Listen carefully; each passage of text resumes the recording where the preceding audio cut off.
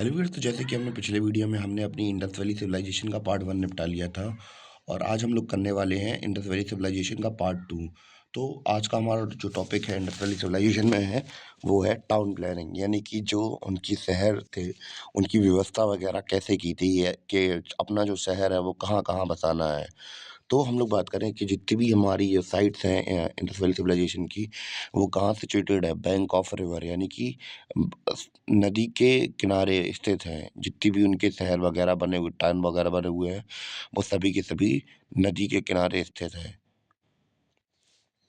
और क्योंकि अगर आज भी समय पे देखें तो जितने भी बड़े बड़े शहर हैं, जैसे दिल्ली हुई या फिर बड़े बड़े शहर हुए, कानपुर हुए या फिर दूसरे शहरों की बात करें, तो ये सभी के सभी कहाँ होते हैं कि नदी किनारे बसा देते हैं, क्योंकि वहाँ पानी की दिक्कत कभी ना हो। तो ये एक मेन रीज़न होता है कि ज्योग्राफिकल पर्सपेक्टिव से भी चीज़ें देखी जाती हैं कि शहर कहाँ ज़्यादा अच्छा डेवलप हो पाएगा वहाँ पे। Towns were divided into 2 parts, Citadel, forts और लोअर टाउन्स। तो जो हमारे जो बिल्डिंग्स थी, तो वो जो टाउन्स थे वो 2 पार्ट में डिवाइडेड थे, सिटाडेल्स और दूसरा लोअर टाउन। जैसे कि आज के पहले के समय पे होता था कि सिटाडेल्स मतलब कि बड़े-बड़े राजमहल बना दिए, उसे उसकी घेराबंदी कर दी और नीचे शहर है, आम लोग रहते हैं जहाँ पे इतनी ज़्यादा सुरक्षा नहीं होती है, तो 2 प्रकार से बना दिए जाते थे। तो यहाँ पे जैसे ऊँची साइड यहाँ पे आपको दिख रही है, तो ये यहाँ पे किले वगैरह बना दिए यहाँ पे, और यहाँ पे आम लोगों के लिए रहने के लिए जगह है यहाँ पे। और हम लोग बात करें, जो सिटाडेल था उसे फोर्टिफाइड कर दिया था, जैसे मैंने आपको बताया कि उसमें किलेबंदी कर दिया थी। और जो लोअर टाउन था, शहर था, वहाँ पे इतनी ज़्यादा फोर्टिफिकेशन नहीं की थी। अब आम लोगों के लिए कौन बड़ी बड़ी दीवारें बनाता है कि उनकी प्रोटेक्शन करनी है उन्हें। तो पहले राजा अपना राजमहल देखता है, फिर बाद में दूसरों का देखता है। तो और इसमें एक ख़ास बात ये है कि जो क्या बोलते हैं, धोलावीरा है, धोलावीरा में हमें नॉर्मली 2 लेयर्स दिखते थे यहाँ पे, कि एक सिटाडेल होता था और एक थोड़ा उसके नीचे लोअर पार्ट होता था। पर यहाँ पे 3 लेयर्स दिखी हैं। एक मतलब सबसे ऊपर वाले हाई क्लास लोगों के लिए होगा, दूसरा होगा मिडिल क्लास लोगों के लिए और तीसरा होगा और ज़्यादा लोअर क्लास लोगों के लिए। तो ऐसी लेयर हमें धोलावीरा में देखने को मिली है। और एक पाकिस्तान की एक साइट है जहाँ पे हमें क्या मिला है, कोई सिटाडेल नहीं मिला है वहाँ पे। तो ये कुछ फैक्ट वगैरह आपसे पूछ लिए जाते हैं, क्योंकि वहाँ पे नहीं मिला है, क्योंकि वहाँ वो क्या था, एक इंडस्ट्रियल एरिया था जहाँ पे सील्स और बीट्स बनाए जाते थे। और हम लोग बात करें कि वहाँ पे appropriate management of street and roads, grid pattern, तो हमें वहाँ पे क्या देखने को मिला, वहाँ पे ग्रिड पैटर्न देखने को मिला रोड्स वगैरह में। ग्रिड पैटर्न का मतलब क्या होता है कि मान के चलिए कि कोई सड़कें बनी हुई हैं, जैसे यहाँ पे बना हुआ है कि सड़कें बनी हुई हैं बिल्कुल 90 डिग्री पे, सड़कें बनी हुई हैं बिल्कुल ना आगे ना पीछे, बिल्कुल परफेक्टली डिज़ाइंड सड़कें मिली हमें वहाँ पे।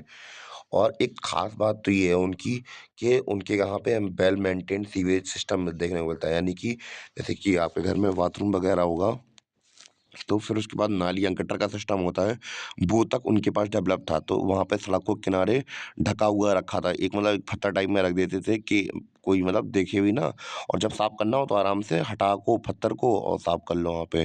तो इतने ज़्यादा इंटेलिजेंट थे उस समय के लोग कि ये सब सिस्टम कर रहे थे। इवन कि अगर हम लोग अपनी नॉर्मल लाइफ़ में जाके देखेंगे तो फिर हमें सड़कों के किनारे गंदगी देखने को मिलती है, पर ऐसा नालियाँ खुली डली होंगी और लगातार कीचड़ भरा होगा, कहीं फूटी होंगी, कहीं टूटी होंगी। पर उस समय के लोग इतने ज़्यादा इंटेलिजेंट थे कि उस समय पे इतनी अच्छी प्लानिंग करके बैठे हुए थे। तो सोच के देखिए कितनी बड़ी बात है उस समय के लिए, कि आज से करीब 4000 साल पहले की बात कर रहे हैं हम लोग अभी। नॉर्मली हमने देखा था कि सेटलमेंट हमारी कैसी होती थी, ग्रिड में होती थी या फिर स्क्वायर शेप में होती थी। पर बना वाली सेटलमेंट ऐसी थी जो ओवल शेप की थी। कैसी थी? ओवल शेप की थी। तो ये कुछ इम्पोर्टेंट फैक्ट थे जो कि आपको जानने चाहिए थे इसके बारे में। और हम लोग बात करेंगे अब बिल्डिंग कंस्ट्रक्शन के बारे में कि बिल्डिंग वगैरह कैसे बनती थी। तो बिल्डिंग कंस्ट्रक्शन की बात करें तो वेल प्लान्ड बिल्डिंग्स होती थी। और जैसे कि अभी क्या होता है कि हमारे सबसे पहले यहाँ पे गड्ढा खोद दिया बहुत कस के। पहले मैं पेंसिल निकाल लूँ। तो सबसे पहले हम लोग बात करें कि यहाँ पे हम लोग पहले बहुत गहरा गड्ढा खोद दें, नींव भर दें वहाँ पे।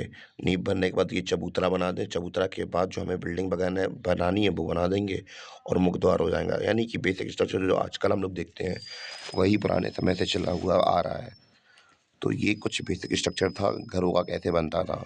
तो और 2 प्रकार की बिल्डिंग्स होती थी, public buildings and private buildings. कैसी होती थी? पब्लिक बिल्डिंग्स और प्राइवेट बिल्डिंग्स। तो अब बात करेंगे सबसे पहले हम लोग पब्लिक बिल्डिंग्स की। तो पब्लिक बिल्डिंग्स हमारी, जैसे कि हम लोग बात करें सबसे बड़ी जो इमारतें होती थी शहरों में, वो होती थी कौन-सी? वो होती थी ग्रैनरीज़। कौन-सी होती थी? ग्रैनरीज़। ग्रैनरीज़ क्या होती हैं, हम लोग उसके बारे में बात करें, जहाँ पे मान चलिए कि हम लोग फसल वगैरह होती है कटाई की, और उसके बाद एक बड़ी-सी एक बिल्डिंग बना देंगे, उसके अंदर हम सारा अनाज रख देंगे, जिससे कि अनाज लंबे समय तक रखा रहे और खराब भी ना हो। दूसरा होता था सिटाडेल के अंदर ग्रेट बाथ देखने को मिला हमें। ग्रेट बाथ क्या है? इसके बारे में आपने सुना होगा कि बहुत बड़ा स्विमिंग पूल टाइप में बना था, जैसे कि यहाँ पे ये डायग्राम दिख रहा है। तो ये डायग्राम दिख रहा है आपको, तो ये सिटाडेल के स्विमिंग पूल है, यानी कि बाथ टब। जो ग्रेट बाथ है वो है यहाँ पे, कि यहाँ पे कुछ रिचुअल परफॉर्म किए जाते थे। जैसे माना जाता है, जैसे गंगा वगैरह में हम लोग नहाते हैं, डुबकी मारते हैं, तो ऐसा माना जाता था कि यहाँ पे ये खुला ऊपर आसमान से खुला होता था, यहाँ बगल में बाथरूम वगैरह छोटे-छोटे बने रहते थे, और यहाँ पे भगवान के रिचुअल वगैरह कुछ किए जाते थे, ऐसा हमें पता चलता है। और दूसरे ये था कि जो सिटाडेल थी उसके अंदर असेंबली हॉल थे, जहाँ पे कोई जो एक कबीले का मुखिया होगा, एक शहर का मुखिया होगा या टाउन का मुखिया होगा, तो वो डिस्कशन वगैरह कर सके। तो ये सब हमें देखने को मिलती हैं वहाँ पे पब्लिक बिल्डिंग्स। और चौथा होता था प्रीस्ट हाउस। तो नॉर्मली हमने देखा था कि जो प्रीस्ट का घर होता था, वो क्या होता था, उसके घर में मंदिर वगैरह बना रहता था, तो भगवान वगैरह रखे रहते थे। क्योंकि हमने पहले देखा था कि पहले के समय पर मंदिर वगैरह एग्ज़िस्ट नहीं करते थे, तो फिर जो प्रीस्ट होता था उसके घर में ही तो मूर्ति वगैरह होगी, तो जो प्रीस्ट था उसका घर ही क्या था, एक तरीके से कह दें जो पब्लिक प्लेस की तरह कंसीडर कर सकते हैं। तो हमने अपने बात कर ली, पब्लिक बिल्डिंग्स की बात कर ली हमने। हम लोग बात करेंगे प्राइवेट बिल्डिंग्स की। प्राइवेट बिल्डिंग्स में आते हैं, तो ये इस प्रकार का कुछ घर होता था कि एक चौकोर टाइप में घर बनता था। उसमें मेन एंट्रेंस, ये अपना मेन एंट्रेंस हो गई, और ये यहाँ पे आँगन हो गई, और यहाँ पे अलग-अलग कॉरिडोर टाइप में बना दिया, कॉरिडोर टाइप में, और वहाँ पे अपने ये कमरे बना दिए, उनके एंट्रेंस वगैरह दे दिए। और यहाँ पे हमारा मेन एंट्रेंस होती थी, जो सड़क के बाहर होती थी। ये तो उस समय की हम लोग बात करें, प्राइवेसी उन लोगों के लिए इतनी ज़्यादा इम्पोर्टेंट थी कि मान चलिए कि कोई भी आए, सामने से देख ना पाए अंदर क्या चल रहा है। इसलिए उन्होंने एंट्रेंस ऐसी रखी थी कि मान चलिए कि ये कोई रोड है, तो यहाँ से कोई आएगा तो देखेगा अंदर, तो देखेगा कहाँ? सामने वाले एरिया देखेगा।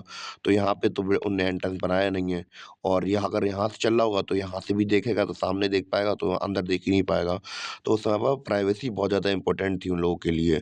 और दूसरी बात ये है कि जहाँ पे हम लोग बात करें कि ग्राउंड फ्लोर पर कोई खिड़की रखते ही नहीं थे, कि कोई अंदर झाँक ना ले या फिर कोई कुछ कर ना ले। इसलिए जो सेकंड फ्लोर होता था, उसी पे खिड़की वगैरह बनाते थे। तो इतनी ख़ासियत थी उनके घरों की। और ख़ास बात ये थी कि उनकी जो मेन एंट्रेंस जो मैंने बताई बाहर, तो कुआँ वगैरह यहीं पे बना के रखते थे वो लोग, जिससे कि कोई आए, कि अगर कोई बहाने से अगर झाँकने की कोशिश करे कि अंदर हमें भैया माते भिक्षाम देहि या फिर पानी पिला दो माते, तो फिर यहाँ पे ही एंट्रेंस के बगल में ही कुआँ बना दिया था उन्होंने। तो ये कुछ बेसिक जानकारियाँ थी उसके बारे में। उम्मीद है कि आपको समझ में आई हों। पब्लिक बिल्डिंग्स और प्राइवेट बिल्डिंग्स में डिस्टिंग्विश करना आ गया हो। ग्रैनरीज़ वगैरह मैंने बताई दी थी। असेंबली हॉल्स वही होते हैं जहाँ पे राजा मंत्री वगैरह बैठ के बात करते हैं, और ग्रेट बाथ के बारे में मैंने बता ही दिया था। ग्रैनरीज़ वही सामान का वो जो हमारा अनाज होता है वो इकट्ठा करने की जगह। और हम लोग अब बात करेंगे building were constructed by using bricks of same proportion. यानी कि जो हड़प्पन सिविलाइजेशन है, तो उसमें जितने भी बिल्डिंग्स वगैरह मिले हैं, उसके जो ब्रिक्स थे वो सेम प्रोपोर्शन के थे। मान चलिए कि अगर अभी की बात करें, तो जम्मू कश्मीर में जाइए या फिर जम्मू कश्मीर, महाराष्ट्र, दिल्ली, अलग-अलग जगह पे जाइए, तो आपको कभी भी सेम प्रोपोर्शन की ईंटें वगैरह नहीं मिलेंगे।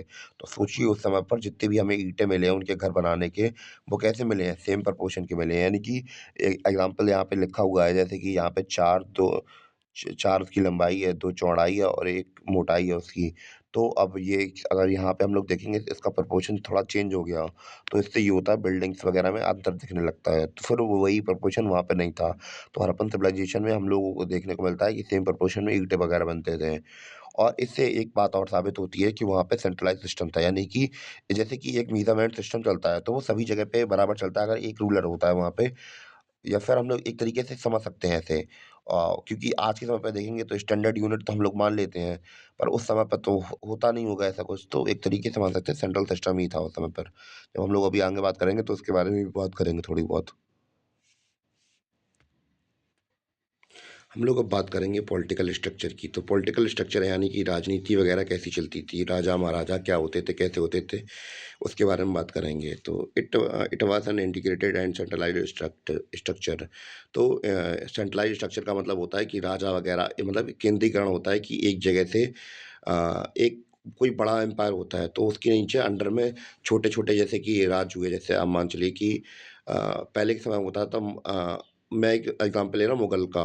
तो अपना सरकार चला रहे हैं आगरा में बैठ के और जैसे अलग-अलग शहर हुए, तमिलनाडु हुआ, केरला हुआ, इतने दूर-दूर के स्टेट्स हैं, उनके बीच में किसी को बिठा देंगे अपने बिहाफ़ पर कि भैया आप राज कीजिए, जब हमें ज़रूरत होगी अपना टैक्सेस वगैरह भेजते रहिए, जब हमें ज़रूरत होगी तो हम आपकी आर्मीज़ बुला लेंगे तो कोई दिक्कत नहीं होगी।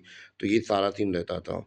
और हमें पता कैसे चलता है कि वहाँ पे राजा ही था, क्योंकि वहाँ पे कुछ हमें फैक्ट देखने को मिलते हैं कि जो वहाँ पे बिल्डिंग्स वगैरह हैं, जो शहर वगैरह हैं, वो उनमें क्या है सिमिलैरिटीज़ देखने को मिलती हैं। और जो मापने की यूनिट्स थी, जैसे कि मैंने आपको अभी सेम प्रपोर्शन के वो ईंटें वगैरह बताई थी, तो वो हमें बराबर देखने को मिली। तो फिर इससे ये पता चलता है कि एक ही सिस्टम था, एक ही आदमी था, उसने कहा था कि भई ऐसा-ऐसा मान लो। तो ये सारा सीन चलता है। और व्यापारिक अंतरंगिकता यानी कि एक-दूसरे के साथ ट्रेड करते रहते थे। तो ऐसे में पता चलता है कि वहाँ पे एक क्या था सेंट्रलाइज़्ड सिस्टम था, सेंट्रलाइज़्ड और इंटीग्रेटेड सिस्टम था, यानी कि कैसे भी करके एक-दूसरे लोगों से के साथ जुड़े हुए थे वो। और अगर administration of territories were under the control of Vanik class. तो वानिक क्लास का मतलब क्या होता है कि मान चलिए कि अभी के समय पे हमारे प्राइम मिनिस्टर राज करते हैं और उनके नीचे मंत्री राज करते हैं और बाकी जो अधिकारी हुए आईएएस, आईवीएस, आईएफएस ऑफिसर हुए, तो ये सब क्या होते हैं एक तरीके से मान लीजिए ना वानिक क्लास मान लीजिए। तो यही हमारे कंट्रोल करते हैं, तो उस समय पे भी वैसे ही कंट्रोल करते थे। और आज का जो वीडियो था वो आज का वीडियो केवल यहीं तक था और एक पार्ट और बचा है, थोड़ी बहुत इसकी इकोनॉमी वगैरह बची है, तो वो हम लोग अगले वीडियो में निपटा लेंगे पूरा के पूरा। और तब तक के लिए धन्यवाद, मिलते हैं अपने अगले पार्ट में, इंडस वैली सिविलाइजेशन के।